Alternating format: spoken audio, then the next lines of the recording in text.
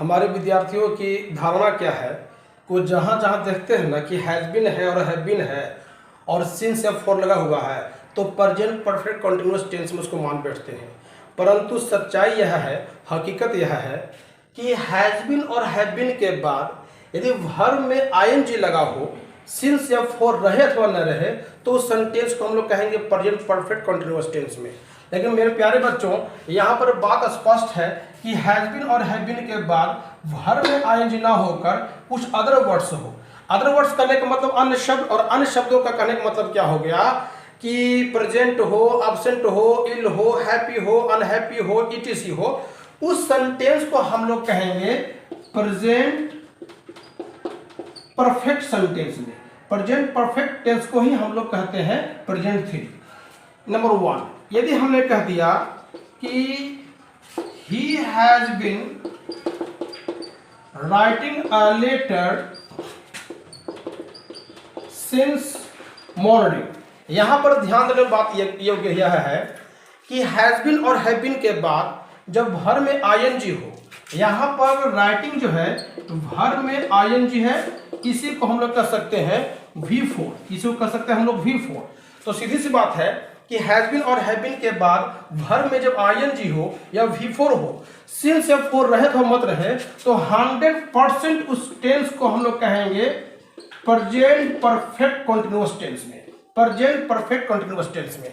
लेकिन यदि has been और हैव बीन के बाद वर्ब में आईएनजी ना होकर कुछ अदर वर्ड्स इस प्रकार के हों, उनको हम कहेंगे प्रेजेंट थ्री में। इसका प्रूफ है, इसका प्रमाण है।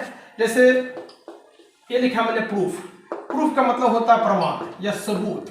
जैसे हमने कह दिया V1, V2 और V3। आप जानते हैं कि वर्ब के 5 रूप होते हैं, V1, V2, V3, V4 और V5। लेकिन मैं चर्चा करूंगा सिर्फ 3 रूपों की चर्चा करूंगा। एग्जाम्पल के तौर पर हमने कह दिया इट का second form it, third form हो गया इटेन। अब यहां पर मैं बात करता हूं इज, एम और आर की।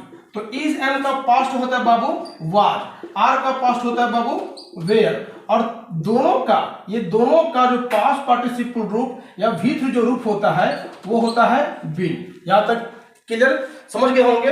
अब मैं आता हूं मेन मुद्दा पर। प्रेजेंट परफेक्ट टेंस की सूत्र क्या होती है? सब्जेक्ट, हैज, हैव और V3। अब इसी में देखिए, इसमें आप देखिएगा इस सेंटेंस में आपको प्रेजेंट परफेक्ट टेंस का स्ट्रक्चर मिल जाएगा। ही को मानेंगे सब्जेक्ट, हैज हो गया V3 और बीन आपका, तो यहां पर सब्जेक्ट हो गया और हैज को हम कहेंगे हेल्पिंग वर्ब, और बीन जो है आपका V3 है।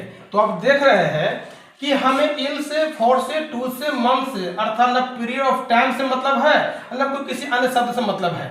हम सिर्फ मतलब रखे हुए हैं ही हैज बीन से। तो आप देख रहे हैं कि यह जो सूत्र बन गया, यह जो फॉर्मूला बन गया, ये बिलोंगिंग हो रहा है, ये बिलोंग कर रहा है आपका प्रेजेंट परफेक्ट टेंस से।